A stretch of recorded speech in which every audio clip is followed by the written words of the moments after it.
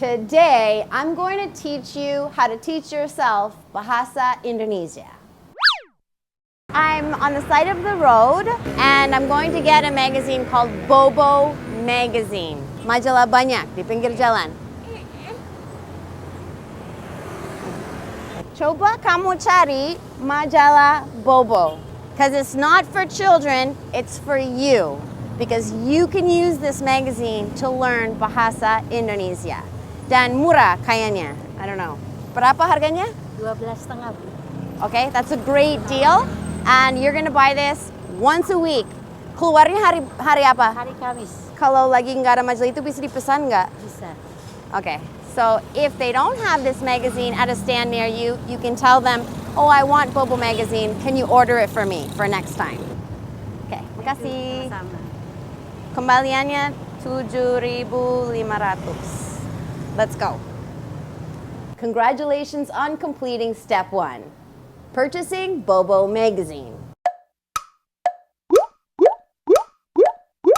No. Ini majalah dibikin untuk anak-anak. And when you're learning a new language, you are going to want to start from the very beginning. You're going to want to learn the words that children learn first. So that's why I use this. Jangan salah beli, okay? Don't wrong buy. What you need is this one, just the standard Bobo. Don't buy Bobo Junior, okay? Bobo Junior is for like, it's for like toddlers, okay? This is the one for you, just the standard Bobo, not Bobo Junior. You should pick it up on Friday, every Friday, and you'll be looking forward to the comic. I want you to read this comic, and I want you to look for words that show up most often. For example, here I see the word tikus a lot. I've seen that word before. Write that down. I see the word karena, juga, curiga. So I'm going to use these words. I'm going to write down these words. Every day from this magazine, starting with the comic and going on to other articles, I want you to write down 10 to 20 words every day. And then you translate them with your kamus Bahasa Indonesia, Bahasa Inggris, and I want you to memorize them.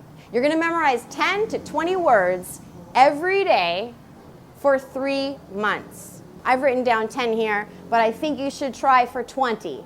I think that's what I used to do. I used to do 20 words a day. All these words are from the magazine. I'll fold it so that I just see the Bahasa Indonesia. And then I try to do it by myself. Do I remember what these are in English? And then once I've done that, I'll do the same thing on the other side. And that's how I would memorize them. And every day you have to go back into your notes from previous days just to make sure you haven't forgotten. So that's what we're going to be doing for the first 90 days. After 90 days, you should have a vocabulary of 900 to 1,800 words. And that's more than enough words to go out into the world and interact with people and learn how to put them together in a sentence. But this is the most difficult part, so this is where we're going to need rules. Rule number 1 is you do not hang out with bule. Jangan nongkrong sama bule. Don't hang out with middle-class Indonesians either, because they can speak English, or at least they're trying to learn English, and they're going to want to speak English with you. So cut them out, all right? You're going to be hanging out with ibu warung, satpam, tukang, pembantu, sopir, tukang ojek, okay? These are your new friends. They only know 5 English words, probably, and once they get them out of the system, it's all Bahasa, and these guys are going to love talking to you. Also, when you go traveling, travel alone.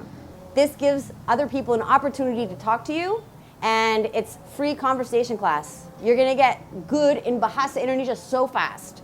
I used to go to Batu Karas. If you go to Batu Karas, you get on a bus. The bus takes 10 hours or something to get there. You sit up with the bus driver, and you talk to the bus driver all night. The guy is going to be so happy. Yeah, dia suka bicara sama bule. Karena dia bosan, dia senang kalau bisa bicara sama bule sepanjang jalan.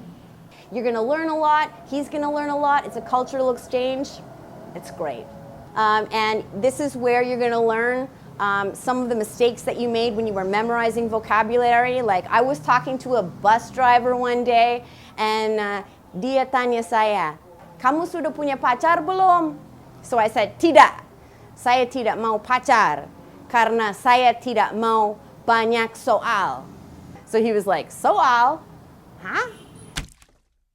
So then I made a mental note of that. They don't know what I mean, so I don't use that anymore when I talk about my boyfriends. So you've got your conversation teachers, your great conversation teachers. Instead of continuing to buy bobo, you're going to want to buy some Indonesian music.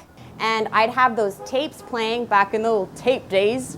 I'd have tapes playing Indonesian music at my house all day, like to hear how they're saying the words. So I bought a whole bunch of cassettes of Iwan Fals, and then in the tape they had the lyrics already printed in the cover, so that was great. But nowadays, probably at the DVD store you can find some Indonesian music, or in the mall you would have music stores, or online maybe you could download it from iTunes or something.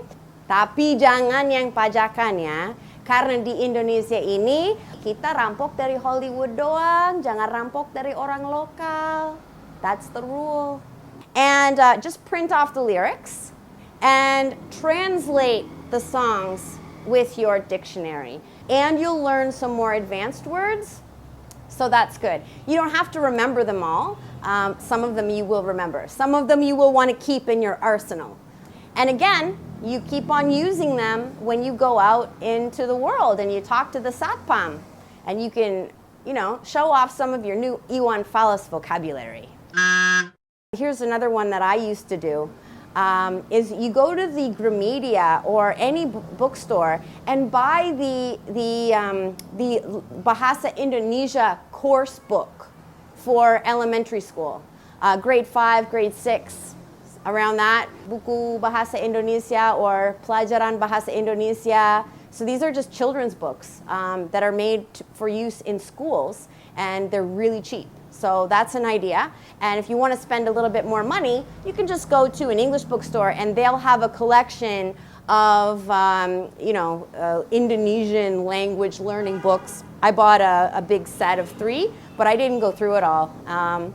I just used it as a reference, or if I had to look something up because there was a grammar point I didn't understand, like sometimes it was difficult for me to understand the prefixes and suffixes, like, kadang-kadang endingnya kan, kadang-kadang endingnya i, apa bedanya? Because eventually you will have to deal with a little bit of grammar and prefixes and suffixes, because you'll be looking in your dictionary for menyewakan and then it's not there because the actual root word is sewa.